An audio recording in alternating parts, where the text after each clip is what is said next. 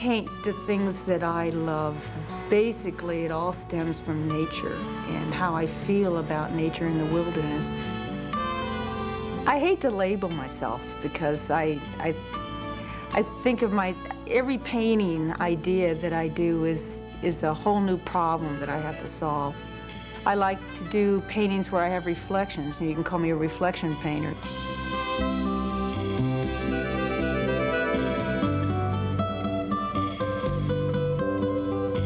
You can call me an Indian painter because I paint Indians. I love to paint horses. You can call me a horse painter. I do camouflage things, so people call me a camouflage artist.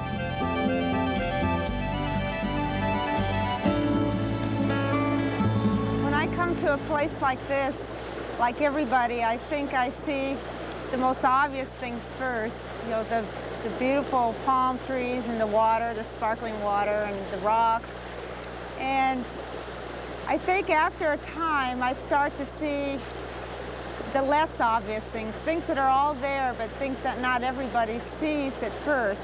Things like the patterns and the shadows and the textures of the rocks and the trees, how the sun reflects off the water. These are all things that are valuable when you're trying to put a camouflage painting together.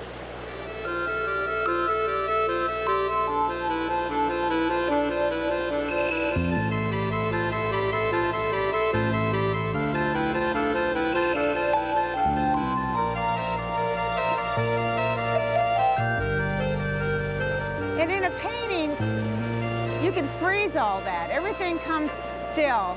And that's one of the fun things with camouflage, is that you can have something happening one instant before or one instant after, and everything becomes less obvious. But you can take that perfect instant when everything is totally camouflaged.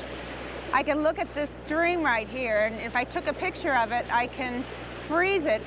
And maybe later on, I'll see things in that waterfall. It may be pintos in the snow. It might be, rocks and snow. It could be snow-capped mountains. It could be so many things to me, not just the stream.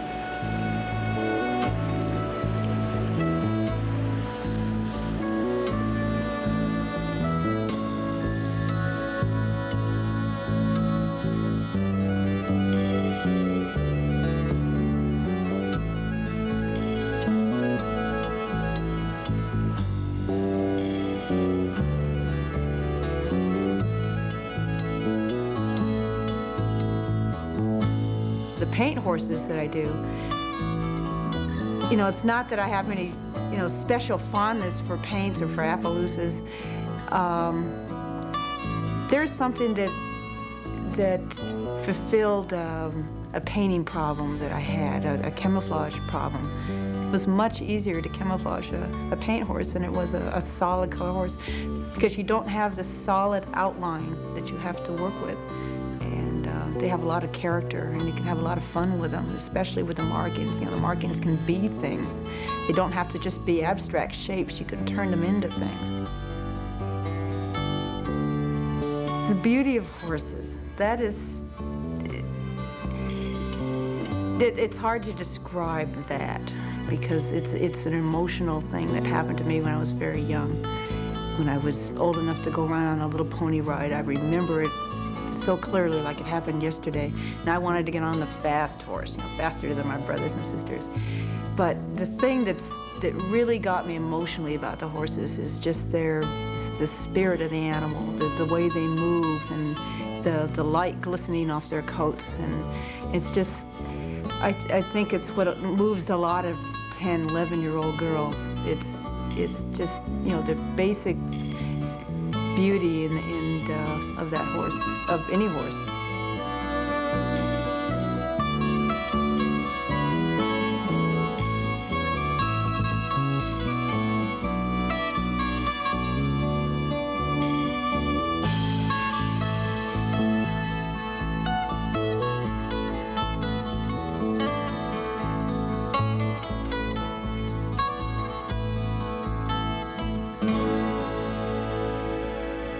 wanted to come up with an idea that would be maybe something like Pintos. I didn't want to do the same painting again. I wanted to do something a little bit different. I thought, gee, since it's been 10 years, I thought I might as well do a painting like one I did 10 years, like my very first painting was Pintos. And I thought it's high time I do another pure horse painting.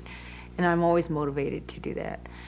So it started out with paint horses, and I was trying to think of ways that I could make it different than Pintos. And then I thought of the rocks and snow, spelling out the words, hide and seek. Now, how am I going to get these words to work? Should it be all one painting? Should it be a bunch of little ones? And I think I went from like 4 basic paintings to, to 24. The first step in laying this painting out was to establish the letters and then to break them up into 24 individual squares, like 1/8 of an inch between each one. And then I would take like this one portion of the H and I would draw a line drawing, and from there I would just block in a horse such as this one, and from there I would just start working in a shape and fill it in. But I would work within the confines of that letter. As far as placement of the horses, it was real important that each one be very different from the other. I wanted the horses on this side basically kind of looking in this way, and these horses basically looking in that way. So the whole thing worked as a total. I didn't want any 2 horses the same size to be right side by side. So it was real important that there was a lot of variety of the horses from one to the other.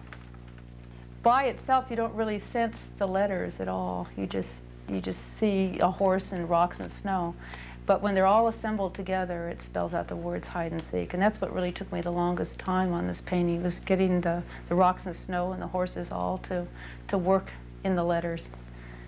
Well, each horse has its own little personality. I'd like to think that comes out in the painting. Some of them, just simply their markings are really interesting. And when he's painted, he really looks different from, like, say, this one here. It really is important that each one is a nice little gem all by itself. After I get it all traced down, it's just really a matter of starting with the lightest lights first. With watercolor, you can't cover over with light paper, with light paint. So you can only go darker. The only white is the white of the paper, so if you have any hair lines or anything like that, you have to paint around. And that's what takes me so long to paint this way. Usually I start with the rocks and snow, but it just depends on the mood I'm in. Sometimes if I'm really anxious to get going on the horse, then I'll just start in. And I just start with the lightest gray first. And to soften the edges, I'll just, put a little fresh water on it. I can go on for hours and not say a word. I'm putting the shadows on first, and this kind of defines where the horse, the mood and the lighting that I'm going to have in this painting. This horse has a spot right over his eye, and I go right up to the lines that I've drawn on here. His mane and his ears are dark, so I'll just put the darkest colors on first. On this painting here, I've completed it except for just a few color corrections that it needs. Since there's 24 of these things, I need to have every one of them look like they were all painted at the same time with the same palette.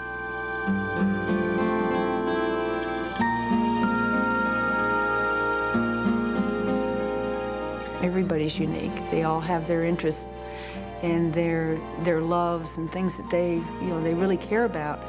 And I've been fortunate that I've been able to focus early on what is really important to me, and I was able to communicate those things.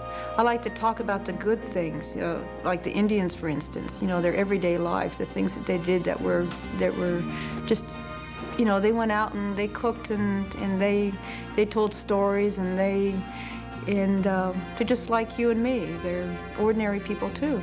I try to talk about the positive, you know, maybe the optimistic things that happen in everyday life, if not just Indians, but you know, just the animals. Certain encounters that they may have during an ordinary day.